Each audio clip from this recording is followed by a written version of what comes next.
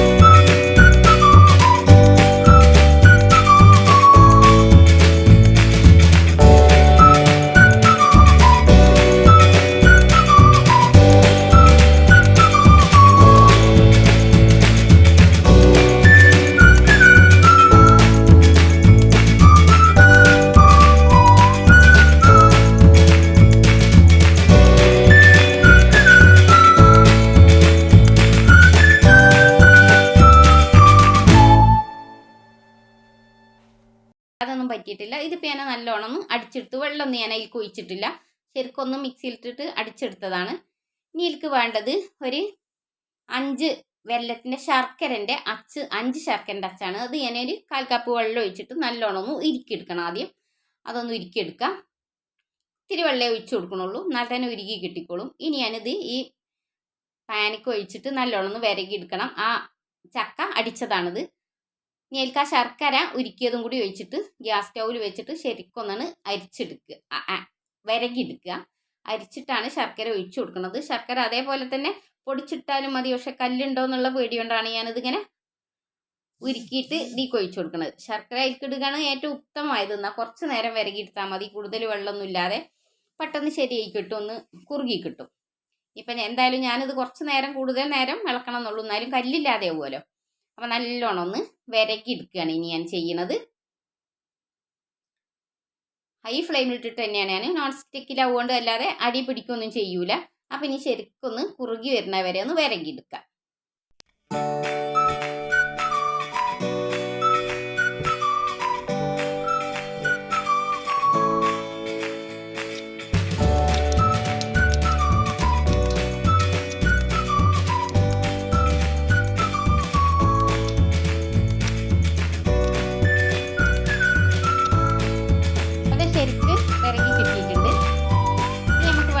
വാഴൻ്റെ ഇലയാണ്. ഈ വാഴൻ്റെ ഇല ഓരോന്നായിട്ട് ഇങ്ങനെ ഒന്ന് വാട്ടിയെടുക്കണം, അല്ലെങ്കിൽ പൊട്ടാൻ സാധ്യതയുണ്ട്. അപ്പോൾ ഒന്ന് മെല്ലെ ഒന്നും ഇങ്ങനെ വാട്ടിയെടുക്കുകയാണ്. എല്ലാ വാഴൻ്റെ ഇങ്ങനെ ചെറിയ പീസുകളാക്കി എടുത്തിട്ട് ഒന്നങ്ങനെ വാട്ടിയെടുക്കുക എല്ലാതും.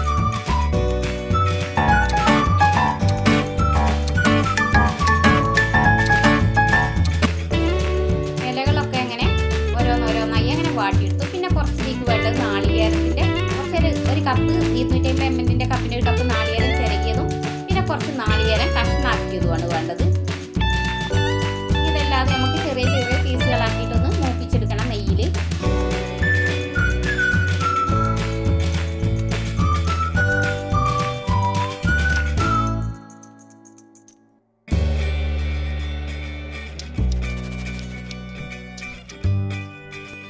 അപ്പം അതെല്ലാതും കഷ്ണാക്കി എടുത്തിട്ടുണ്ട്. ഇനി ഒന്ന് ഒരു 2 ടീസ്പൂൺ മിൽമ നെയ്യ് ഞാൻ ഒഴിച്ചു കൊടുത്തിട്ട് നെയ്യിൽ ഒന്ന് ഉണ്ണിയപ്പത്തിനൊക്കെ ചെയ്യും പോലെ തന്നെ ഒന്ന് മൂപ്പിച്ചെടുക്കണം. ഒരു ഗോൾഡൻ കളർ ആവുന്ന വരെ ഒന്ന് മൂപ്പിച്ചെടുത്താൽ മതി. ഇനി ഒന്ന് മൂപ്പിച്ചെടുക്കാം. ഏകദേശം ഒക്കെ മൂത്ത് വന്നിട്ടുണ്ട്. ഇനി നമുക്ക് ഒരു ബൗളിലേക്ക് ഒരു 250 ml കപ്പിന് 1 കപ്പ് പൊടിയാണ് ഞാൻ എടുത്തത്. ഇതിൽ 1/4 ടീസ്പൂൺ ഉപ്പ് ഇട്ട് കൊടുത്തിട്ടുണ്ട്. നാളികേരം ഞാൻ ഇട്ട് കൊടുത്തു. ഒരു 150 ml കപ്പിന് 3/4 കപ്പ് പഞ്ചസാര, ഏലക്കായപ്പൊടി ഇട്ട് കൊടുത്തിട്ട് നല്ലോണം ഒന്ന് കുഴച്ച് യോജിപ്പിക്കുക. ഈ പൊടിയിൽ ഞാൻ ഒരു 1/4 കപ്പ് മൈദപ്പൊടിയും കുറച്ചാക്കിയിട്ടുണ്ട്. ഈ 1 കപ്പ് അരിപ്പൊടി എടുത്തതിൽ 1/4 കപ്പ് മൈദപ്പൊടിയാണ് എടുത്തിട്ടുള്ളത്. ഒന്ന് സോഫ്റ്റ് ആയി കിട്ടാൻ വേണ്ടിയിട്ടാണ്. അല്ലെങ്കിൽ ഇതിനൊരു ബലമായിരിക്കും ആവിയിൽ വേവിച്ചാൽ വെറും അരിപ്പൊടി മാത്രമാണെങ്കിൽ. അതിന് വേണ്ടിയിട്ടാണ് മൈദപ്പൊടി ചേർത്തി കൊടുത്തത്. ഇനി കുറേശ്ശെ വെള്ളം ഒഴിച്ചിട്ട് സാധാരണ നമ്മളെ നൂലപ്പത്തിനൊക്കെ കുഴക്കണം അതേ രൂപത്തിൽ ഇങ്ങനെ കുഴച്ചെടുക്കണം. നൂലപ്പത്തിന് കുഴക്കണം അതേ രൂപത്തിൽ കുഴച്ചെടുത്താൽ മതി. നാളികേരമൊക്കെ ഇട്ടുകൊണ്ട് കുറേശ്ശെ വെള്ളം ഒഴിക്കണം, അല്ലെങ്കിൽ കൂടുതലായി പോവും. അപ്പം ഞാനിതിങ്ങനെ കുഴച്ച് റെഡിയാക്കി വെക്കനി. അത് ശരിക്കും കുഴഞ്ഞ് കിട്ടിയിട്ടുണ്ട്. ഇനി അത് മാറ്റി വെക്കാം. പിന്നെ ചക്ക വരട്ടി വെച്ചാൽ 1/4 ടീസ്പൂൺ ഏലക്കായപ്പൊടി ഇതിലേക്ക് ഇട്ട് കൊടുത്തിട്ടുണ്ട് ഞാൻ.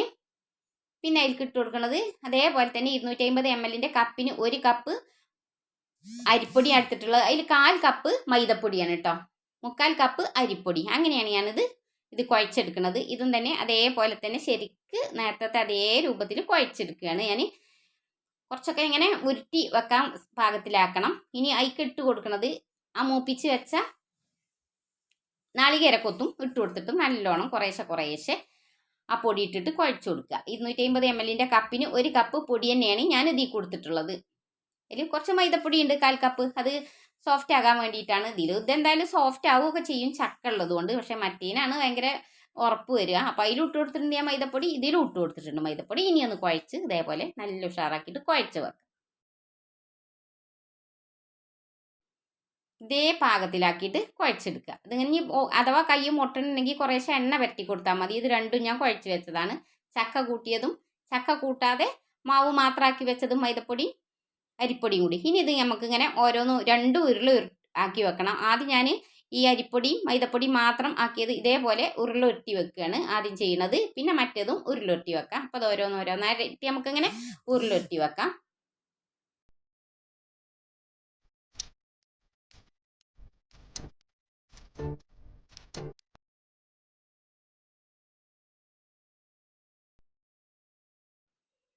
ഈ അരിപ്പൊടിയും മൈദപ്പൊടിയും കൂട്ടി വെച്ച മാവ് ശരിക്കും ഉരുളുരുട്ടിയിട്ട് ഇങ്ങനെ നീട്ടി വെച്ചിട്ടുണ്ട്. ഇനി ചക്കൻ്റെ മാവും ചക്കയും ശർക്കരയും അരിപ്പൊടിയൊക്കെ കൂട്ടിയിട്ടുള്ള ആ മാവും ഇതേപോലെ തന്നെ ഇങ്ങനെ നീട്ടി വെക്കണം. ഇതിങ്ങനെ ഉരുളുരുട്ടിയിട്ട് കുറേശ്ശെ അങ്ങനെ നീട്ടി വെക്കുക. അതിൽ ഒട്ടണുണ്ടെങ്കിൽ കുറേശ്ശെ വെളിച്ചെണ്ണ കൈമേ ഞാനിങ്ങനെ ആക്കി പരട്ടി കൊടുക്കുന്നുണ്ട് ഒട്ടാതിരിക്കാൻ വേണ്ടി. ഇനി മറ്റുള്ളതെല്ലാം അങ്ങനെ ചെയ്തെടുക്കുക.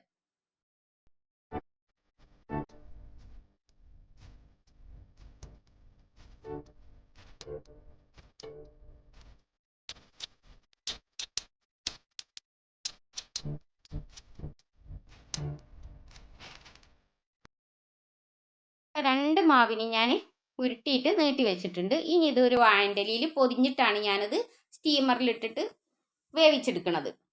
അപ്പോൾ ഇനി നമുക്ക് ഒരു വാഴൻ്റെല എടുത്തിട്ട് ഇത് ഉണ്ടാക്കണം എങ്ങനെയാണെന്ന് നോക്കാം. ആദ്യമായിട്ട് ആ വെള്ള മാവ് അരിപ്പൊടിയും മൈദപ്പൊടിയും കൂട്ടിക്കുഴച്ച ആ മാവ് മാത്രം നടുക്ക് വെച്ച് കൊടുത്തിട്ട് മറ്റേ ചക്കയും ശർക്കരയും കൂട്ടിയ മാവ് ഇപ്പുറത്തുമാണ് വെച്ച് കൊടുക്കുന്നത്. 2 സൈഡിലും. നടുക്ക് വെള്ളി, അപ്പുറത്തും മറ്റേ ചക്കൻ്റെ ശർക്കരൻ്റെ കളറുമാണ് വെച്ച് കൊടുക്കുന്നത്. ഇതിങ്ങനെ ചുരുട്ടി വെക്കുക. ഇതേപോലെ ഇങ്ങനെ ചുരുട്ടി വെച്ച് കൊടുക്കുക.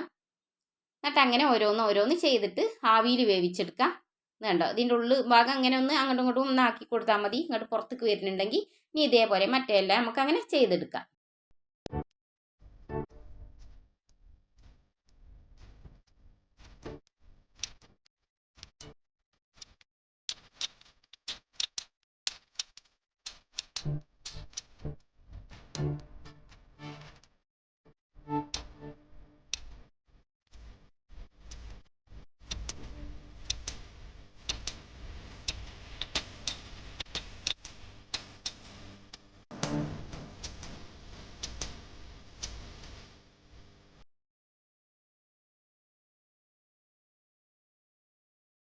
അതെല്ലാതും ഞാനിങ്ങനെ ഉണ്ടാക്കി വെച്ചിട്ടുണ്ട്.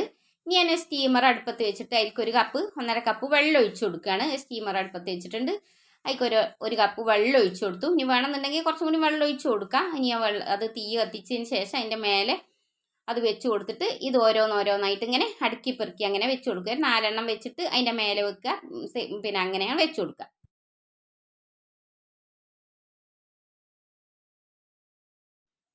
എല്ലാതും വെച്ച് കഴിഞ്ഞിട്ടുണ്ട്. ഇനി അതൊന്ന് മൂടി വെച്ച് കൊടുക്കുകയാണ്. നല്ലോണം ഹൈ ഫ്ലെയിമിലിട്ടിട്ട് നല്ലോണം ആവി കയറിയിട്ട് ലോ ഫ്ലെയിമിലേക്ക് മാറ്റി കൊടുത്താൽ മതി. ഇപ്പോൾ അത് ഞാൻ അരമണിക്കൂർ കഴിഞ്ഞതിന് ശേഷം എടുക്കുന്നത്. ഒരു നല്ലോണം ആവി കയറിയതിന് ശേഷം ലോ ഫ്ലെയിമിലിട്ടിട്ട് 20 മിനിറ്റാണ് ഞാൻ വേവിച്ചത്. പിന്നെ അത് അതേപോലെ തന്നെ അവിടെ അടച്ചിട്ടു. പിന്നെ ഞാൻ ഒരു അരമണിക്കൂർ കഴിഞ്ഞിട്ടാണ് തുറന്ന് നോക്കിയത്. അതിൻ്റെ ഒന്ന് ചൂടൊക്കെ ആറിയതിന് ശേഷമാണ് തുറന്ന് നോക്കിയത്. അപ്പോൾ ഇനി നമുക്കത് ഓരോന്നോരോന്നായിട്ടൊന്ന് എടുത്ത് നോക്കാം. ഞാനൊന്ന് പൊളിക്കുകയാണ്. കണ്ടോ എന്ത് ഭംഗിയാണ് കാണാൻ, നല്ല ടേസ്റ്റും ഉണ്ട് തിന്നാൻ. ഇതിനി ഓരോന്നോരോന്നായിട്ട് ഇങ്ങനെ എടുക്കുക.